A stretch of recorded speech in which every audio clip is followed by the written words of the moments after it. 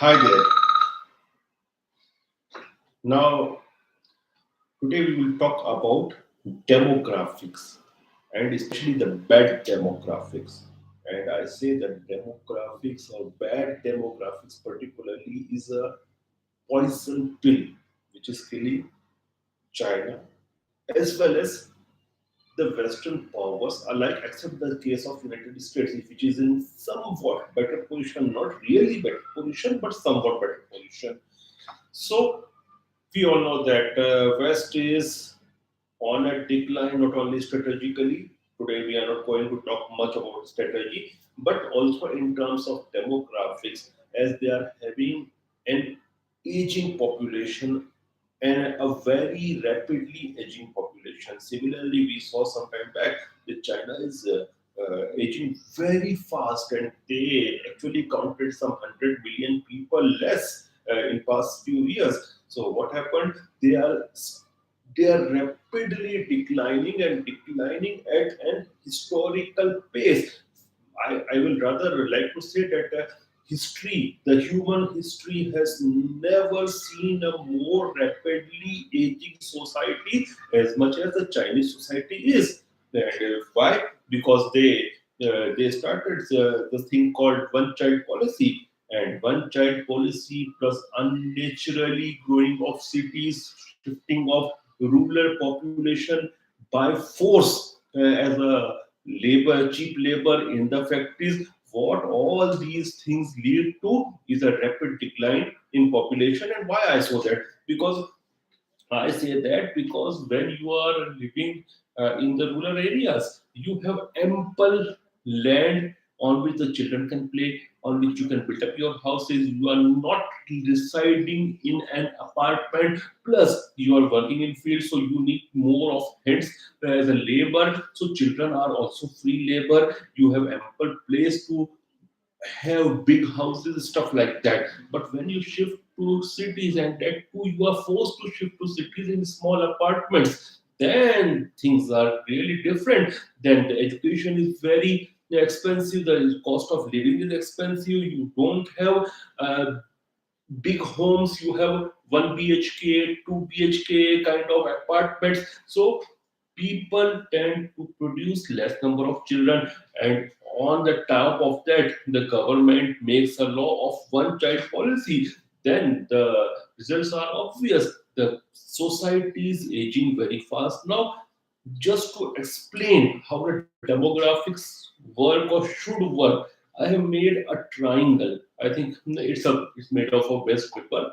It's a triangle. You can see it, and I will divide this triangle into three parts. The apex portion, which is the shortest of all, should be made of the elderly population. So the percentage of elderly population in any society should be the minimum. So it must form the apex. Then the working age group must be the center portion, I think, which we can say between 25 to 60 years old.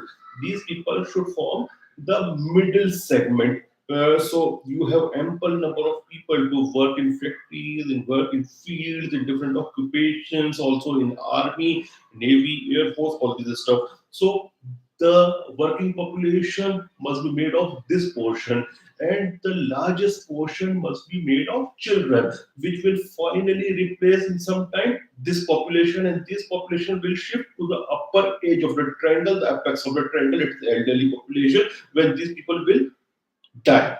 So this should be an ideal society, like a triangle of which the apex, the smallest portion, is formed by elderly people who need care, who can't work, so they are dependent.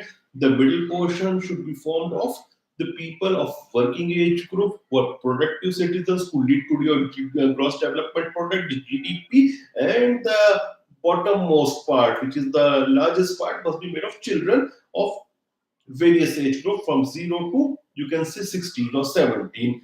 But if you reverse this triangle like this, then try to understand what will happen of a society. Now you have these elderly population, which are the biggest, largest part of your society, followed by the working groups, which is much less than they must be, and children are at the bottom, which are the least. So then you can understand what a society is transferring itself into, and this is the state of China, this is the state of Japan, this is the state of various Western countries, except countries like Norway, Sweden, Denmark, because they are having education, free health, and all those things. So comparatively, their condition is much better. United States of America is comparatively better because they are it's a huge country with a large ruler base. In the ruler base, people tend to produce more children. Plus, they also invite immigration. So their demographics is compensated by younger individuals immigrating to that country, but this is not the case with Japan. In After Second World War, Japan slowly became like that. China after 1970, 1980 rather, rapidly became like that after, because they forced the people from rural areas to quit their agricultural lands and go to go to factories and cities, and then they tend to produce less children. Now some people tell me that okay, they started the one child policy, now they can force their population for a two or three child policy. No, it can't be done like that. Why it can't be done like that? Because by law, you can force your population to produce less kids, to produce less children, but you can't force them to produce more children. That is something which is impossible, because once people tend to get the habit of producing less children, avoiding the institution of marriage, then these things become much difficult. And that's the difficulty what China is facing, that's the difficulty Western countries are facing, that's the difficulty even Russia is facing. And one of the reason I'm not going into the morals of the war, the Ukraine war, but one of the reason behind that war is also the demographics. Because if not now, then Russia would have never done this war, because the demographics is in a very secular decline. Similar is the condition of France, similar is the condition of Germany. France are better, but Germany. Similar is the condition of Netherlands, similar is the condition of other countries except Norway, Sweden, Denmark, they are in Europe and United States.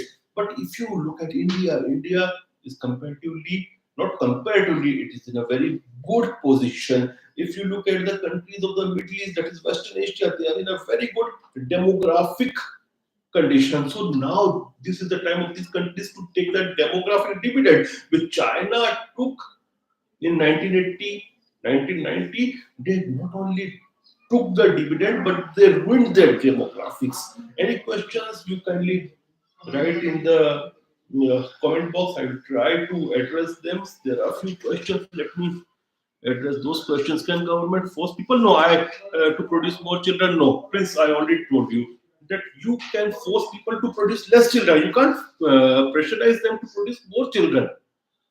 Another question is, thus allowing immigration from North Africa to Europe was to solve the problem of demographic collapse? Yes, somewhat it was. Somewhat it was for cheaper labor in industries, etc.